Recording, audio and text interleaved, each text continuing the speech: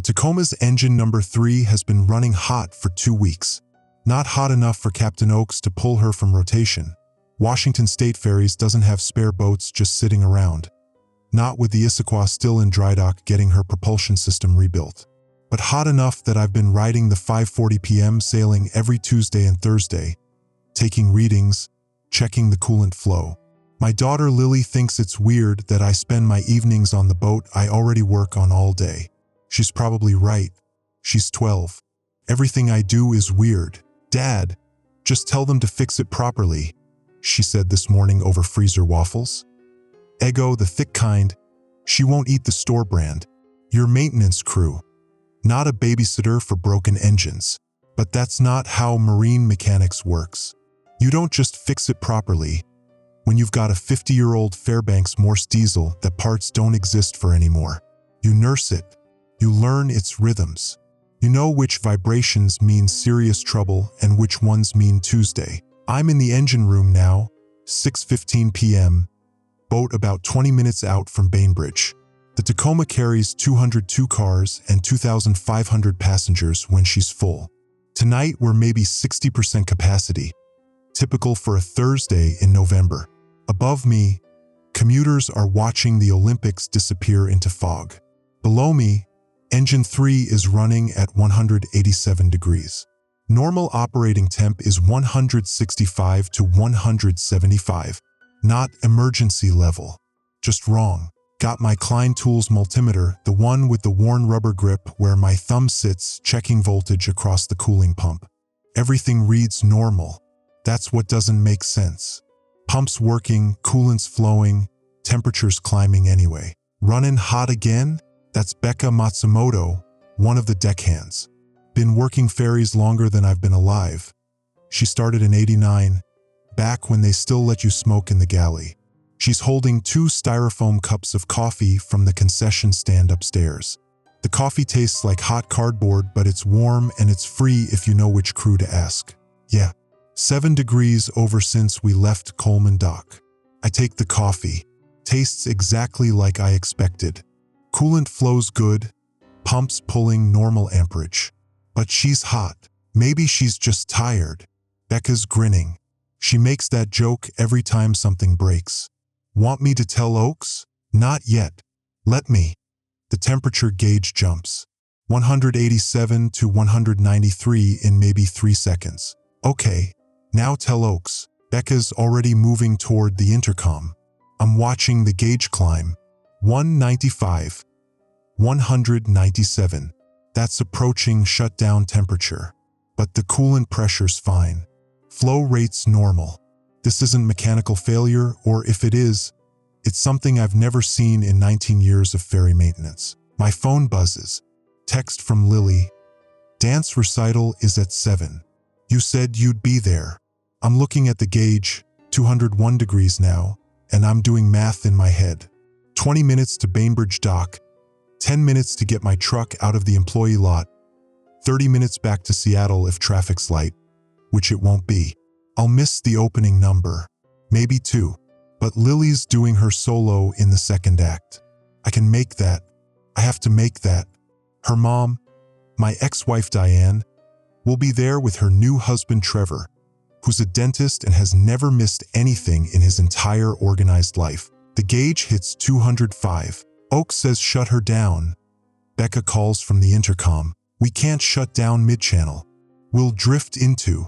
He knows. He says run on 1 and 2, cut 3, then assess. I'm already moving to the shutdown valve. This is going to add 30 minutes to the crossing minimum. Maybe longer if we can't restart 3. I'm texting Lily while I'm turning the valve. Might be late. Engine trouble. I'll be there. 3 dots appear. Then, you always say that. The valve closes. Engine 3 winds down. The temperature should start dropping immediately. It doesn't. Stays at 205. Then 207. Becca. The engine's off and the temp's still climbing. She's looking at the gauge like it insulted her. That's not possible. I know. Maybe the gauge is broken. Maybe. But I'm touching the engine casing with my palm. You can tell a lot about an engine through the metal, and it's hot. Too hot. Way too hot for 3 minutes after shutdown. Metal doesn't hold heat like that. Diesel engines don't work like that. 209 degrees. I'm getting Oaks down here, Becca says, but I'm not listening anymore because I'm staring at the coolant reservoir and there's something wrong with the fluid. The coolant. It's Prestone extended life, that orange stuff. I filled it myself last week. It's changing color. Getting darker. Not rust dark. Something else. Like it's thickening. Like it's... No, that's not possible. Coolant doesn't just change composition. But I'm watching it happen. The orange turning muddy. Then gray. Then something that looks almost black, but it's not quite black. It's... My phone buzzes again. Lily. Mom says if you miss my solo, she's filing a complaint with WSF about your hours. Of course she is. Diane's been looking for evidence that my job makes me a bad father since the divorce finalized. She's probably not wrong. But I'm good at engines. I'm really good at engines.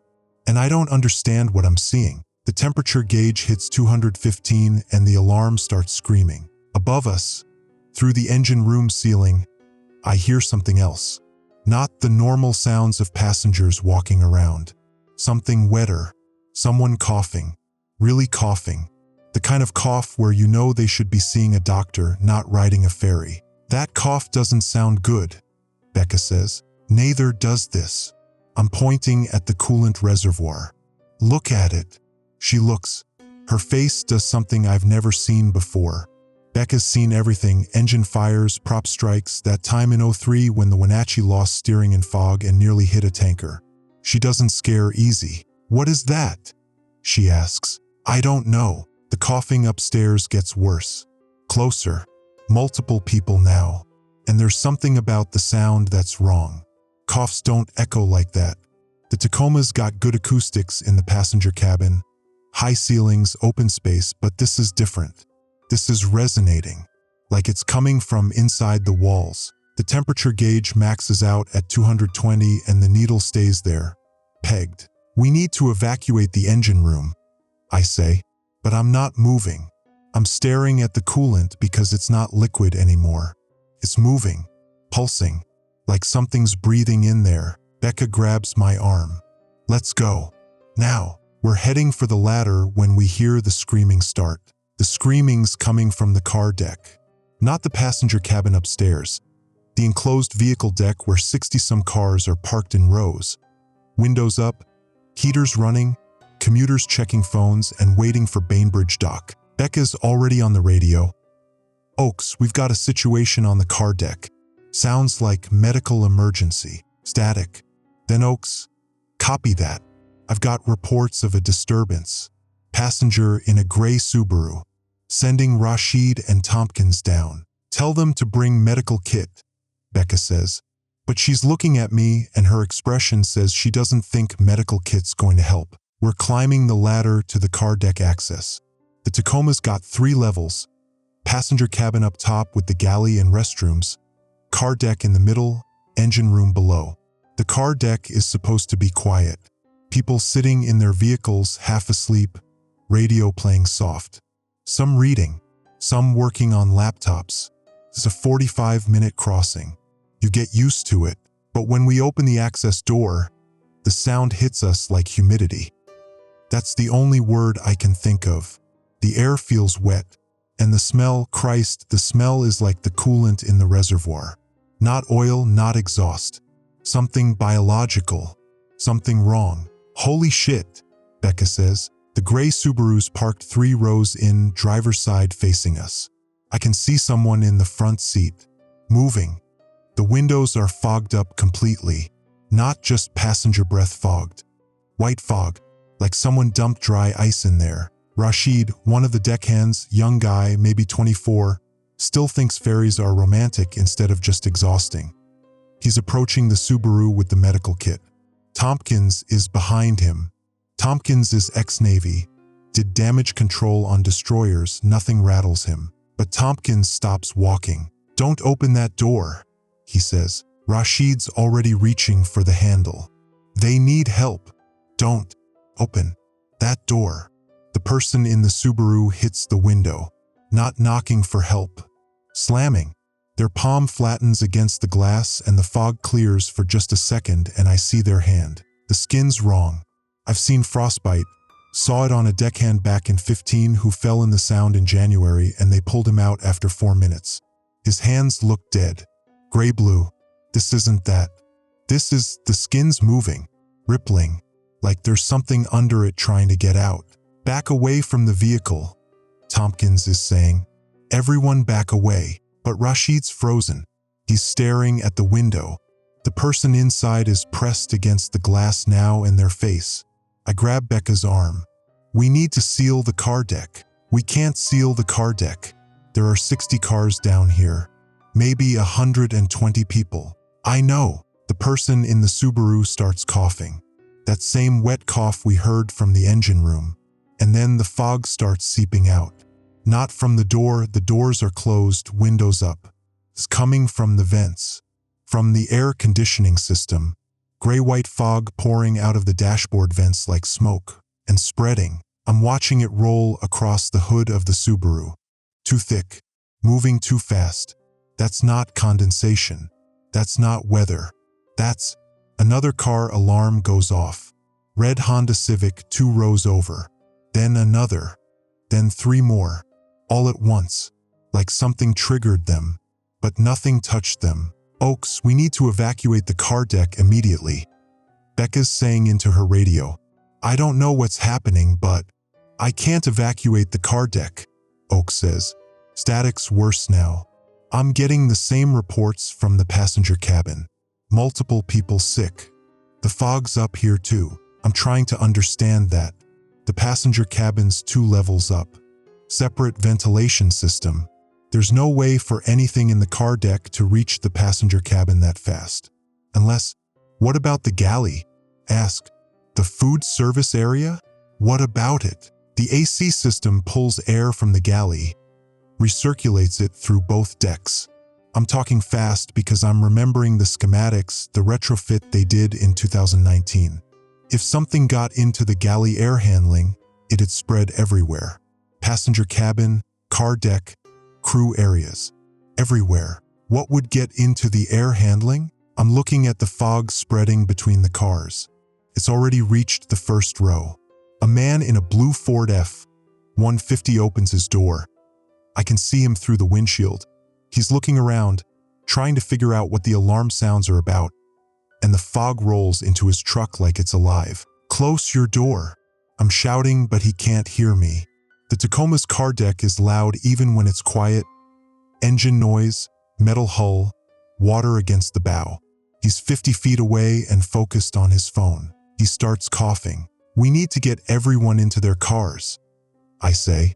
Windows up, doors locked, vents closed. That's not protocol, Becca says. But she's watching the fog too. I don't care about protocol. Tompkins is already moving, going car to car, knocking on windows, making hand signals. Close your vents, lock your doors, stay inside. Some people are listening. Some are opening their doors, stepping out, trying to see what's happening. Those are the ones who start coughing first. A woman in yoga pants, late 30s, expensive North Face jacket, probably lives in one of those new condos on Bainbridge. She gets out of her white Mercedes SUV and immediately doubles over, coughing. That wet, resonating cough. She's trying to get back in her car, but she can't seem to find the door handle. She's clawing at the window instead. Help her, Rashid's saying, but Tompkins grabs his shoulder. Don't touch her. She needs. Look at her hands. I'm looking. The woman's palms are flat against her Mercedes window. The skin's doing that rippling thing, and the fog's wrapping around her legs like it's pulling her down. Or into her. I can't tell which. My phone buzzes. Lily, Mom's mad. Recital starts in 15 minutes. Where are you? I'm on a ferry in the middle of Puget Sound watching people turn into something that isn't people anymore, and my daughter's dance recital is starting in 15 minutes and I can't do anything about either situation. We need to contain this, I say. Seal off the car deck from passenger cabin and engine room. How? Becca asks. Fire doors. Manual override. We trigger the fire suppression system. The doors seal automatically. That's 60 cars and maybe 100 people trapped down here with whatever that is. I know, but the alternative is worse. If this spreads to the passenger cabin, there are maybe 1,000 people up there. Families, kids, old people who take the ferry because they can't drive anymore. And we're still 20 minutes from dock. Maybe 30 if we're running on 2 engines. I'm looking at Becca and I know what she's thinking because I'm thinking it too. We're the ones who know where the manual override is. We're the ones who can seal those doors. And if we do it, we're choosing who gets trapped with this thing. I have a daughter, I say. Not an excuse, just a fact. I know you do, Becca says. I've met Lily. She's a good kid. She's got a dance recital tonight. I know. The fog's spreading faster now. It's reached the 4th row of cars. People are screaming. Some are trying to drive. I hear engines starting, tires squealing, but there's nowhere to go. The ferry's moving. Cars are parked bumper to bumper. And the fog's between all of them. A man gets out of his car running. Just bolts for the exit stairs. Makes it maybe 10 feet before he starts coughing. Falls to his knees. The fog wraps around him like a blanket. Oaks comes over the PA system. All passengers remain in your vehicles. Close all windows and vents. This is not a drill. Repeat. Remain in your vehicles with windows and vents closed. But half the people down here can't hear him over the alarms and the screaming and their own panic. Or they hear him and don't believe him because why would you stay in your car when there's fog rolling across the deck? Fog doesn't hurt you. Fog is just water vapor. Except this isn't fog. I'm calling Coast Guard, Becca says, and tell them what? We've got supernatural fog turning people into something that ripples. I'll tell them we've got a biohazard, viral outbreak. They'll quarantine the boat. We're already quarantined. We're on a boat in the middle of the Sound. The woman from the Mercedes is flat against her window now. Still, not moving, not coughing. The rippling under her skin has stopped. But I can see her eyes through the glass and they're open and they're wrong.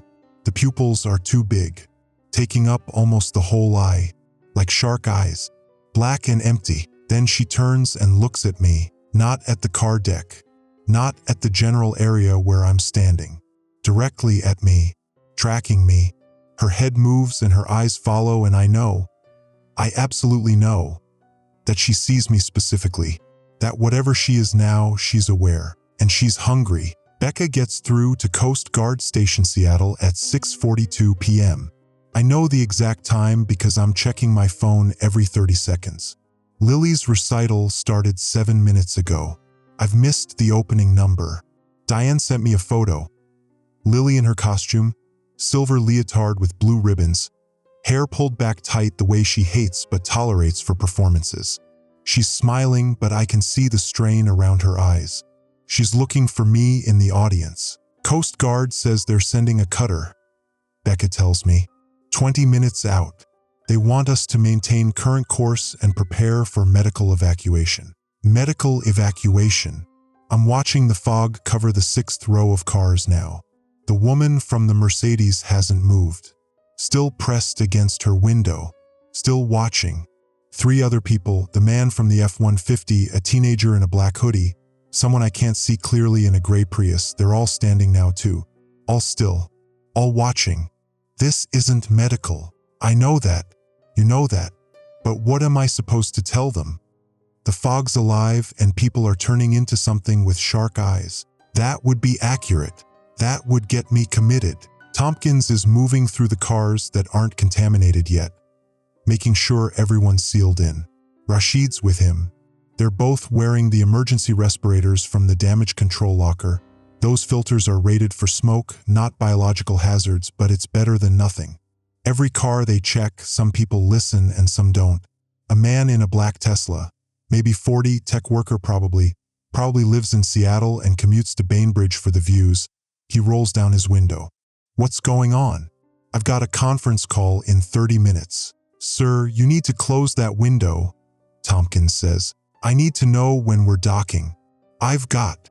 The fog reaches his car. slides in through the open window like it's being poured. The man starts to say something else, but then he's coughing. The wet cough. The wrong cough. Tompkins backs away. Close it. Close the window. Sir. Close the... But the man can't close the window. He's doubled over, hands on the steering wheel, body convulsing. His Tesla's autopilot screen is still glowing. It says, Park Mode Active. And I'm having the completely inappropriate thought that Tesla's engineers never planned for this situation. We're losing containment. I say, we never had containment. Becca says, she's right. The fog's too fast. We might have 40 cars still uncontaminated. Maybe 30. Hard to count through the fog. And the ones that are contaminated, the people inside aren't people anymore. They're standing at their windows, watching, waiting, for what? Captain Oaks comes down the stairs from the bridge level. He's maybe 55, been running ferries since before I was born, seen every kind of weather and mechanical failure and passenger emergency. He takes one look at the car deck and his face goes gray. Jesus Christ, he says. Coast Guard's 20 minutes out. Becca tells him, Coast Guard can't help with this. He's walking toward the fog line, the visible boundary where gray-white ends and normal air begins. What the hell is it? We don't know, I say. But it spreads through the ventilation system and it's contagious. People who breathe it start coughing and then they turn into that. Oaks is pointing at the woman from the Mercedes. What is that? We don't know. How do we stop it? We don't know that either. Oaks pulls out his radio. This is Captain Oaks to all crew. We are implementing emergency biohazard protocol. Shut down the HVAC system completely.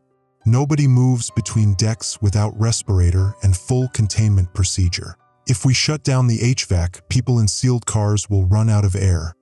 I say, if we don't shut it down, that fog spreads to the entire boat. He's right. I know he's right.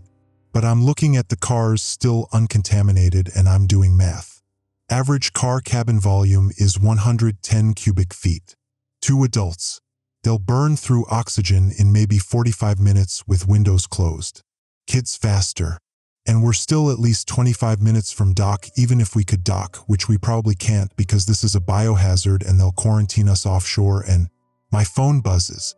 Lily, you missed the opening. Mom's not talking to me because she's so mad at you. I told her you said engine trouble. She said that's always the excuse. I'm typing back, I'm sorry. Emergency on the boat. Real emergency. I love you. But I don't send it because what if this is the last message she gets from me? What if the fog spreads and the Coast Guard decides the whole boat is compromised and they... No, I'm not thinking about that. We need to make a choice. I tell Oaks, either we seal the car deck now and save the passenger cabin, or we try to save everyone down here and risk losing the whole boat. How many people are in the passenger cabin? Maybe 1,000. How many on the car deck? Becca's counting through the fog. Maybe 80 still unaffected. Another 40 already contaminated. Oaks doesn't hesitate. Seal it, Captain. Those are 120 people. And there are 1,000 upstairs. The math isn't complicated. Some of them are my co-workers. Friends. I know. I'm looking at Tompkins and Rashid. They're 6 rows deep in the car deck. If we seal it now, they're trapped down here. Tompkins sees me looking. He knows. He keys his radio. Don't wait for us. Seal it now. Tompkins, you've got maybe 2 minutes to get to the stairs. There are people down here who don't know to seal their vents. If I can get to 3 more cars, maybe 5 more people survive until Coast Guard arrives. That's worth 2 minutes. It's not worth your life. That's not your call. Rashid's saying something to him, but I can't hear it. Then Rashid starts running toward the exit stairs. He's maybe 40 feet away. The fog's between him and the exit. He's got his respirator on, but I don't know if that's enough. Nobody knows if that's enough. He makes it halfway. Then he starts coughing. No, Tompkins says over the radio. No, no, no, Rashid. Keep moving. But Rashid's on his knees. The respirator's not helping. The fog's wrapping around him and he's coughing so hard I can see his whole body shaking from here. Tompkins runs toward him, grabs his arm, tries to drag him toward the stairs. But the fog's too thick now. I can barely see them.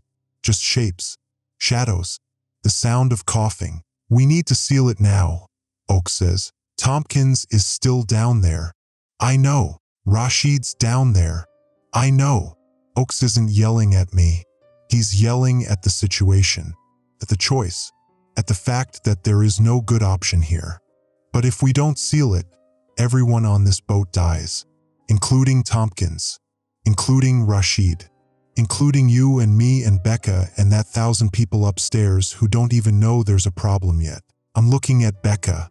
She's crying, not sobbing, just tears running down her face while she stands there holding the radio.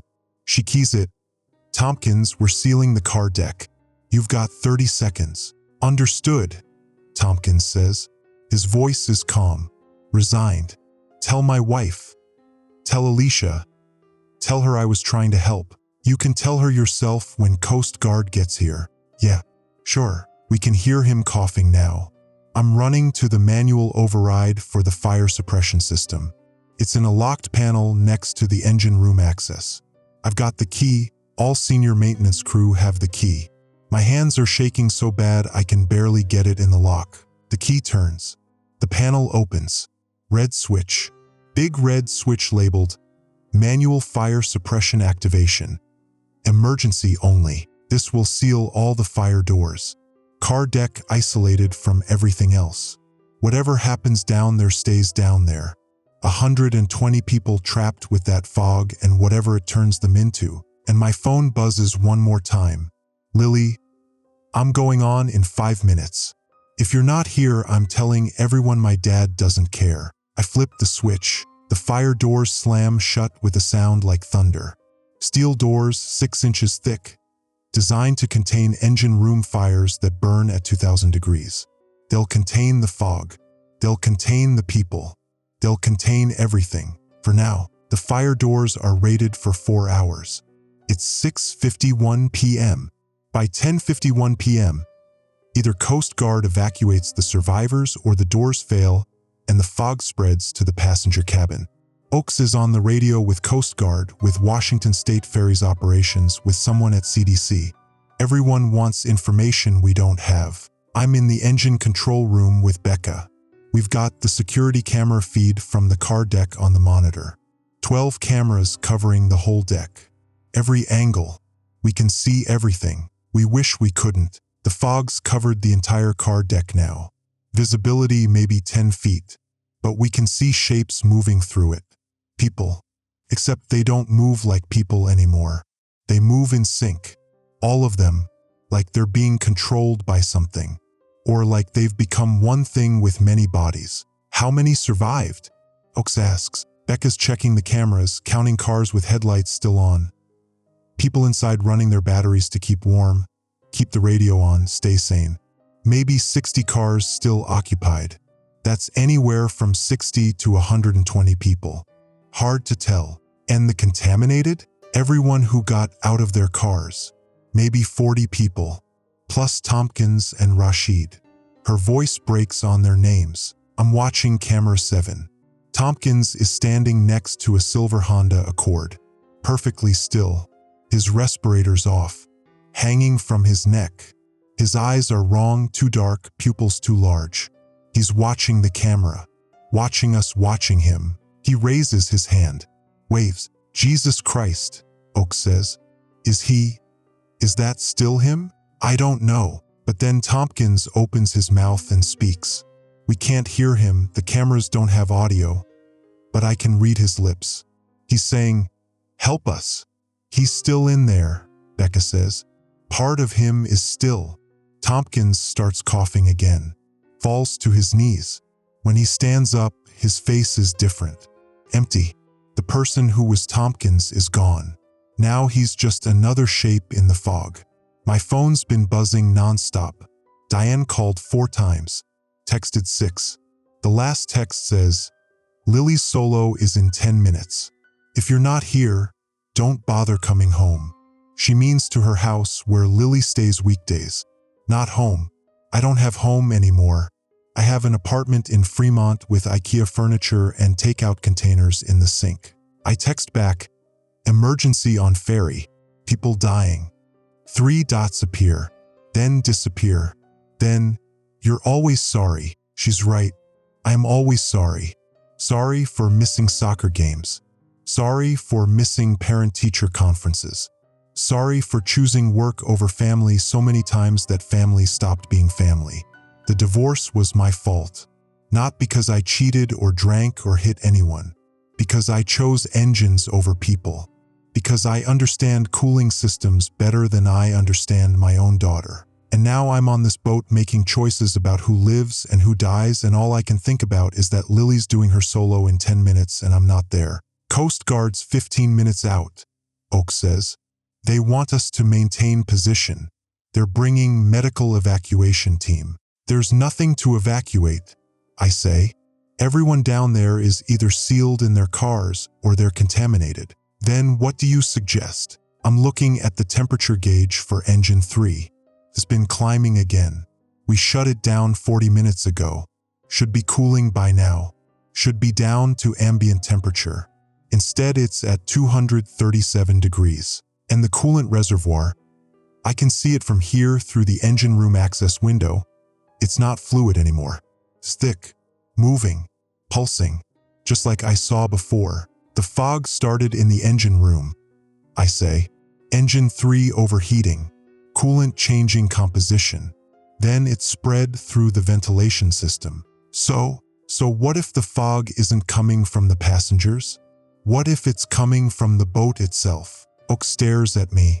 That's impossible. Everything about this is impossible. Becca's checking the engine room cameras now. Camera 2 shows the coolant reservoir. The black-gray substance inside is bubbling, growing. It's already filled the reservoir. Now it's overflowing, spreading across the engine room floor like liquid, but moving wrong, moving purposefully. We need to evacuate the engine room, Becca says. Already evacuated, Oak says. Sealed it when we sealed the car deck. Standard protocol. So it's contained? For now. But I'm watching the substance spread and I absolutely know, it's not going to stay contained. This thing, whatever it is, it's growing, learning. It figured out how to spread through the HVAC system. It figured out how to infect people. It's going to figure out how to get through fire doors. My phone buzzes. It's not Lily. It's Diane. She's on stage. She's looking for you. I hope you're proud of yourself. I'm not proud. I'm watching people die. I'm watching something impossible spread through a boat I've maintained for 19 years. And I'm doing math. For hours until fire doors fail. 15 minutes until Coast Guard arrives. Maybe 45 minutes of oxygen left in sealed cars. The timeline doesn't work. Even if Coast Guard evacuates the survivors, what about the contaminated? What about the thing growing in the engine room? What about the 873 other people on this boat who don't know they're sharing space with something that turns humans into puppets with shark eyes? We need to make a choice, I say. What choice? Oakes asks. Either we let Coast Guard evacuate survivors and risk the contamination spreading to their cutter, or we keep everyone on board and what? I don't want to say it, but it's the only solution that makes sense. The only way to guarantee this thing doesn't reach shore. We scuttle the boat. The silence is absolute. Even the engine noise seems quieter.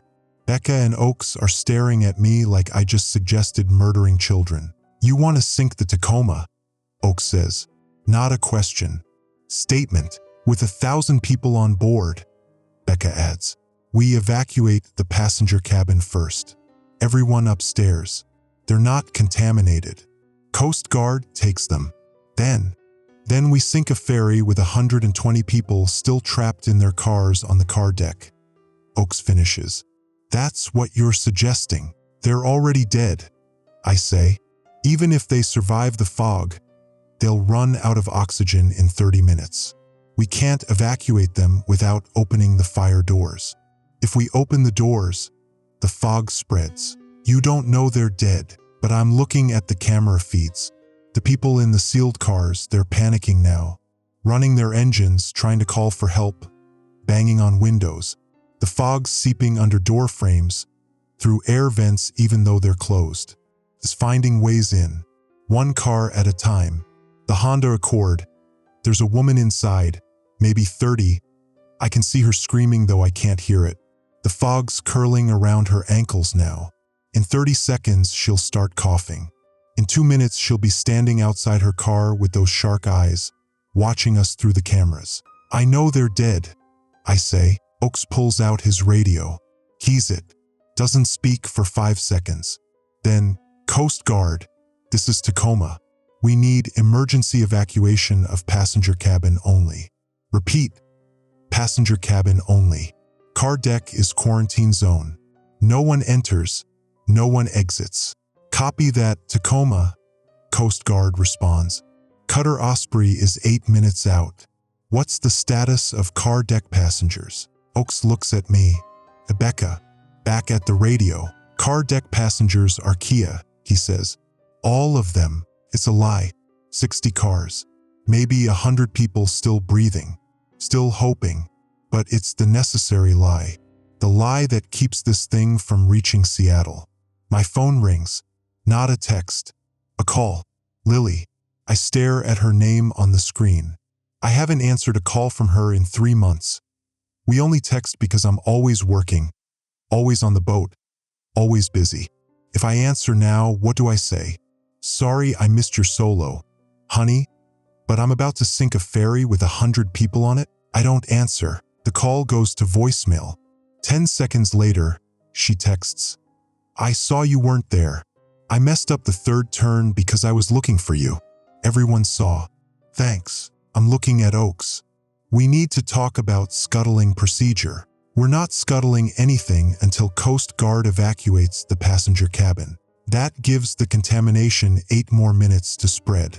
What if it's already in the passenger cabin ventilation? Then we're all dead anyway. He's right. If the fog reached the passenger cabin, there's no containing it.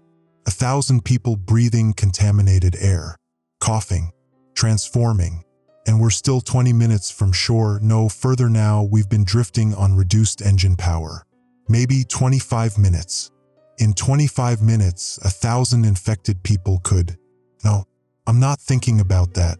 Becca's checking the passenger cabin cameras. Looks clear. People are scared, but they're not contaminated. Yet, I say, yet, she agrees. The engine room camera shows the black-gray substance has reached the fire door. It's pulling against it, testing it, looking for gaps.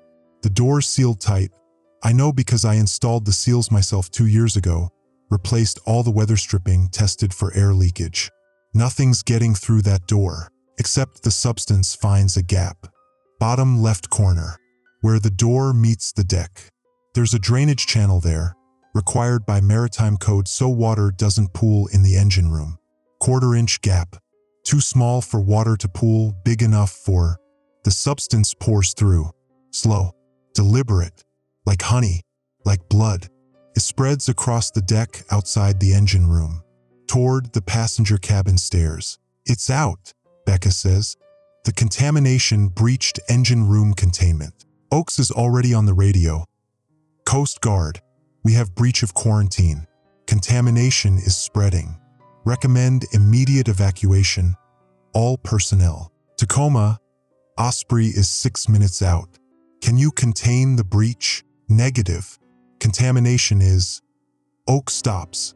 He's watching the camera feed. The substance is moving up the stairs. Against gravity. Flowing upward like it's being pumped. Contamination is mobile and actively spreading toward passenger cabin. Understood. Osprey is expediting approach. 6 minutes. The passenger cabin stairs are 40 feet from the engine room. The substance is moving maybe 5 feet per minute. Basic math says it reaches the passenger cabin in 8 minutes. We have -2 minutes. We need to evacuate now, I say. The cutter's not here yet. I don't care. We get everyone on deck, life jackets, prepare to abandon ship. The cutter can pick them up from the water if necessary. Oaks looks at me, really looks at me. His eyes are tired. He's been running ferries for 30 years. He's never abandoned a ship, never left passengers behind, never made a choice this big. Do it, he says. I'm on the PA system. My voice is shaking. This is emergency crew. All passengers proceed to exterior decks immediately. Put on life jackets. This is not a drill. Abandoned ship procedures are in effect. All passengers to exterior decks now. People are going to panic. That's unavoidable. 1,000 people being told to abandon ship in Puget Sound in November. Water temperature 52 degrees. Survival time maybe 2 hours if you're lucky, 30 minutes if you're not. But it's better than the fog. Through the cameras, I watch the passenger cabin empty. People running for exits. Some grabbing life jackets, some not. Some helping elderly passengers, some trampling anyone in their way. Human nature under pressure. You find out who people are when they're scared. My phone buzzes. Diane? Lily's asking where you are. I told her you're probably dealing with work emergency. She said, he always is. She's 12 years old and already knows you'll never choose her over your job. How does that feel? It feels like my chest is caving in. It feels like I'm drowning. But I don't have time for feelings because the substance has reached the top of the stairs and the first passengers are just now reaching the exterior deck and Coast Guard is still 4 minutes out and Camera 9 shows movement on the car deck. The contaminated people, the ones with shark eyes, they're gathering. All of them, maybe 40 bodies moving in unison, standing in formation, facing the fire door. What are they doing? Becca asks. I don't know, but then they start pushing. All of them. 40 people putting their weight against a 6-inch steel fire door rated for 2,000-degree fires. They can't possibly. The door buckles. Not much. Maybe an inch. But steel doesn't bend. Steel doesn't fail under human pressure. These aren't humans anymore. The fire door's failing, I say. Oaks is watching the camera. That's impossible. I know. They push again. The door bends further. 2 inches now. I can see fog seeping through the gap. Reaching for the passenger cabin. Reaching for the 800 people evacuating to the exterior decks. We're out of time, I say. We need to scuttle now. Coast Guard's 3 minutes out. In 3 minutes, that door fails and the fog reaches the exterior decks and everyone we just evacuated gets contaminated. We scuttle now or we lose everyone. Oaks is doing his own math. I can see it on his face. 3 minutes for Coast Guard to arrive. Maybe 2 minutes for fire door to fail completely. 30 seconds to initiate scuttle procedure. The numbers don't work. They can't save everyone. Can't even save most people. But they can save some. How do we scuttle? He asks. Seacocks, I say. There are 8 manual seacocks below the waterline. Open 4 of them, the Tacoma goes down in maybe 15 minutes. Open all 8, maybe 10. And everyone on the car deck? Everyone contaminated in the engine room? And if the Coast Guard doesn't get here before the boat goes down, everyone on the exterior decks dies too. Oaks closes his eyes, opens them, keys his radio. Coast Guard, Tacoma is initiating scuttle procedure. Contamination cannot be contained. Estimate 10 minutes until boat goes under. Recommend immediate water recovery of all passengers. Static. Then, Tacoma. Say again? You're scuttling? Affirmative. No other option. Tacoma, we are 2 minutes out. Do not scuttle until we arrive. We don't have 2 minutes. The fire door on camera 9 buckles again. For inches now. I can see arms reaching through. Contaminated arms with that rippling skin. Pulling at the gap. Widening it. I need someone to open the seacocks. I say. Manual override requires someone in the bilge access tunnel. That's a death sentence, Becca says. Once you open the seacocks, the bilge floods. No way out. I know. We're all looking at each other. Oaks is the captain. His responsibility. But he needs to be on deck coordinating evacuation. Becca's been on ferries for 35 years. She has grandkids, 3 of them. She shows me pictures every Tuesday. I have Lily, who I've already failed, who already knows I choose work over her, who just performed her dance solo while searching the audience for a father who wasn't there. I'll do it, I say. You have a daughter, Oak says. I know. She needs you. She needs someone who shows up. That's never been me. I'm moving before anyone can stop me. Down the stairs, past the passenger cabin. Empty now, just abandoned bags and phones and half-drunk coffee cups from the galley. Past the engine room access, down to the bilge access hatch. My phone rings. Lily again. I answer this time. Dad. Her voice is small. Hey sweetie, you missed it. You missed everything. I know. You're always sorry. She's crying now. Mom says sorry doesn't count if you keep doing it. She's right, isn't she? I'm opening the bilge access hatch. Below me is darkness and salt water smell and 8 seacocks that will sink this boat and everyone on it. She's right, I say. Sorry doesn't count. But I need you to know something. What? Every choice I made, every time I chose work over you, I thought I was doing the right thing. Keeping us safe. Keeping the boats running so people could get home to their families. But I was wrong. The only thing that mattered was being there for you. Dad, what's wrong? You sound weird. Nothing's wrong. I just wanted to say I love you, and I'm proud of you, and you're solo. I know you think you messed up, but I bet you were beautiful. Dad, I have to go now. Be good for your mom. Okay? Dad, wait. I hang up, drop the phone, climb down the ladder into the bilge. The seacocks are exactly where they're supposed to be. 4 on port side, 4 on starboard. Each one is a wheel valve, 36 inches across, requires both hands and full body weight to turn. I start with starboard seacock number 1. The wheel's stiff, corroded, hasn't been opened in 50 years. But I'm a mechanic. I understand leverage. I understand torque. I get my weight under it and push and turns. Water pours in. Puget Sound. 52 degrees. Strong enough to knock me down. I catch myself on the ladder. Move to seacock number 2. This one turns easier. More water. The bilge is flooding fast. Already up to my knees. Cold. So cold my legs are going numb. Seacocks 3 and 4. The water's at my waist now. I can hear the boat groaning. Metal straining. The Tacoma's dying. I'm killing her. Above me, I hear the Coast Guard cutter arriving. Hear voices. Shouting. People jumping into water. Life jackets deploying. The splash and chaos of evacuation. I move to the port side. Seacocks 5, 6, 7. The water's at my chest. I have to tilt my head back to breathe. The boat's listing now. Tilting. Going down. One more seacock. Number 8. My hands are so cold I can barely grip the wheel. But I get it. Turn it. Water explodes through. The bilge is full now. The ladder. I need to reach the ladder. But the water's pushing me away. The current's too strong. Can't breathe. Can't see. Can't. I think about Lily. Her smile. Her silver leotard with blue ribbons. The way she looks for me in the audience even though she knows I'm not there. I think, maybe this time choosing work over family saved something. Saved 800 people on the exterior decks. Saved Seattle.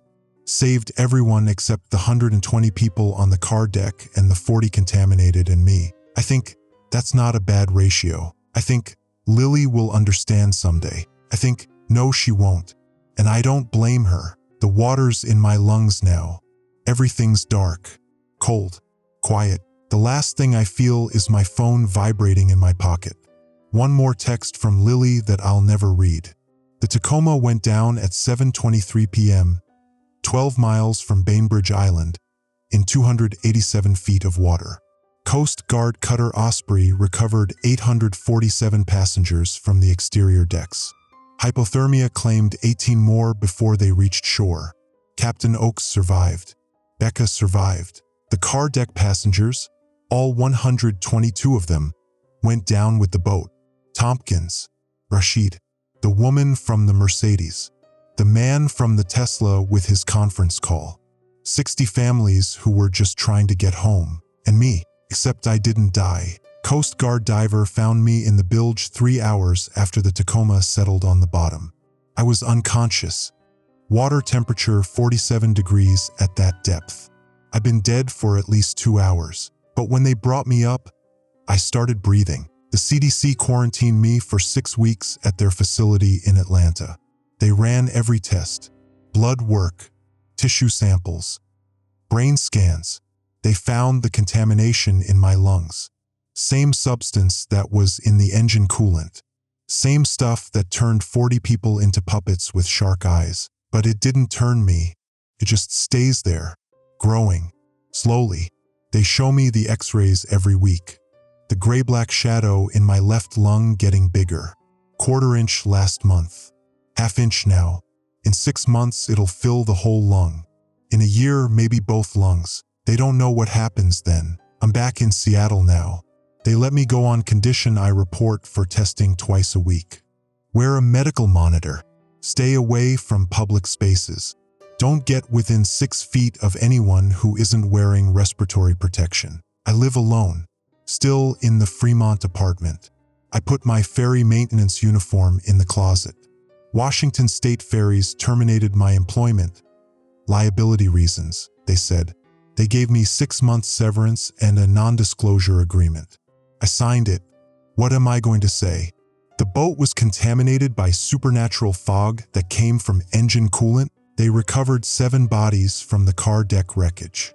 The rest are still down there, including Tompkins and Rashid. The Navy's talking about a salvage operation, but there's no funding. The Tacoma will stay on the bottom. A tomb for 115 people who were just trying to get home. Diane won't let me see Lily. Court order. I'm a biohazard risk. The CDC confirmed it. So I watch from across the street when Diane drops her off at school. Roosevelt Elementary. I watch her walk in with her friends. She's carrying a new backpack, black with purple stripes. I didn't buy it. Trevor probably did. She turned 13 last month. I sent a card. Diane sent it back unopened. I dream about the car deck every night. The people in the sealed cars, running out of oxygen, banging on windows, watching the water rise. They had maybe 10 minutes between when I opened the last seacock and when the Tacoma went under. 10 minutes of knowing they were going to die. 10 minutes of wondering why no one came to help. I tell myself I saved 800 people. I tell myself it was the only choice. I tell myself Tompkins understood, Rashid understood. Everyone trapped on that car deck would have made the same decision. I don't believe any of it. The CDC won't tell me what the contamination was, where it came from. They found residue in the coolant reservoir but no source. The engine repair records show nothing unusual. I filled that reservoir myself with Prestone extended life coolant, standard procedure, same coolant we've used for 19 years. But somewhere between me filling it and engine 3 overheating, something got in there. Something changed it, or maybe it was always there. In the coolant, in the engine, in the boat, waiting. I got a letter from Tompkins's wife last week. Alicia. She wanted to know if he suffered, if he was scared, if he knew it was coming. I wrote back. He was trying to help people when it happened. He was brave. I didn't tell her that I watched him transform on the security cameras, that I watched him wave at us with those shark eyes, that I killed him when I opened the seacocks because killing 122 people was easier than letting the contamination reach Seattle. Some nights I sit in my apartment and feel the thing in my lung growing, pulsing. The doctors say it doesn't hurt, but they're wrong. It hurts. Not physically. It hurts because I know what it is, what it's turning me into, and I know when it fills both lungs I'll start coughing. That wet, resonating cough. And then I'll be like them, like the woman from the Mercedes, like Tompkins, like Rashid. And then someone will have to make the same choice about me that I made about them. My phone still works. Same number. Lily hasn't called, hasn't texted, but I keep it charged. Keep it with me, just in case. Just in case she wants to tell me about school, about her friends, about the next recital I'll miss. She did text once. 3 weeks after the Tacoma went down. Diane must not have known she still had my number. The text said, "I saw the news. They said you died. Then they said you didn't. I don't know which one to believe anymore." I wanted to text back, "I died. The thing that came back isn't quite your father." But I didn't. I just sent, "I love you." She never responded. I still have my tools. The Klein multimeter with the worn rubber grip. My Craftsman socket set. My Fluke voltage tester. I keep them in the closet next to my WSF uniform. Sometimes I take them out, hold them. Remember when I understood how things worked. When I could fix problems with torque and voltage and proper procedure. The CDC wants to know how I survived. Why the contamination didn't transform me like it transformed everyone else. I tell them I don't know. But I do know. I know exactly why. Because I was in the bilge. Alone. Drowning in salt water while the contamination filled my lungs. No one to spread it to. No one to transform. The contamination needs people. Needs community. Needs someone to share itself with. I had no one. So it just stayed. And now I'm carrying it. Walking around Seattle with a lung full of the thing that killed 122 people. The CDC says I'm not contagious. They say the contamination is dormant. They say I'm safe. They don't know. Nobody knows. We're all just guessing. Yesterday I stood outside Roosevelt Elementary at 2:45 p.m. when school let out. I saw Lily walk out with her friends. She's taller now. Her hair's different, shorter, with blue highlights. She's laughing about something. Looks happy. She didn't see me. That's good. That's what I wanted. For her to be happy. For her to have a life that doesn't include a father who chooses work over family. Who sinks boats. Who carries contamination in his lungs. Who dreams every night about people trapped in cars underwater. But then she turned. Looked right at me. Across the street. Through traffic. Her smile disappeared. For 5 seconds we just stared at each other. Then she walked away. I stood there until she was gone. Until the street was empty. Until my medical monitor beeped reminding me I needed to get away from the school because I'm a biohazard risk and 12-year-olds, 13-year-olds now, don't have the respiratory protection required for exposure to whatever I'm carrying. That night I got one more text from her. "Mom says I'm not supposed to contact you. She says you're dangerous. Are you dangerous?" I stared at that question for 3 hours. Wrote and deleted 17 different responses. Finally sent, "Yes." She replied immediately, "I thought so. Stay away from my school." And that was it. The last conversation I'll ever have with my daughter. 5 words each. She asked if I was dangerous. I told her the truth. She told me to stay away. The thing in my lung grows. 1/2 inch last week. 3/4 now. The CDC doctor, her name's Dr. Reeves, she's maybe 40, treats me like a specimen instead of a person, which is fair because that's what I am now. She says I have maybe 4 months before it reaches critical mass. Before I start coughing. Before I become what Tompkins became. What Rashid became. She asks what I want to do with those 4 months. If I have family to contact. Affairs to settle. Bucket list items to complete. I tell her I want to spend it watching my daughter from across the street. Making sure she's safe. Making sure she's happy. Making sure the contamination never reaches her. Dr. Reeves says that's not healthy. Says I need to let go. Move on. Accept that my relationship with Lily is over. But I can't let go. Because letting go means accepting that I chose the right thing when I opened those seacocks. That saving 847 people justified drowning 122. That my daughter growing up without a father is worth preventing the contamination from reaching Seattle. And I don't accept that. I'll never accept that.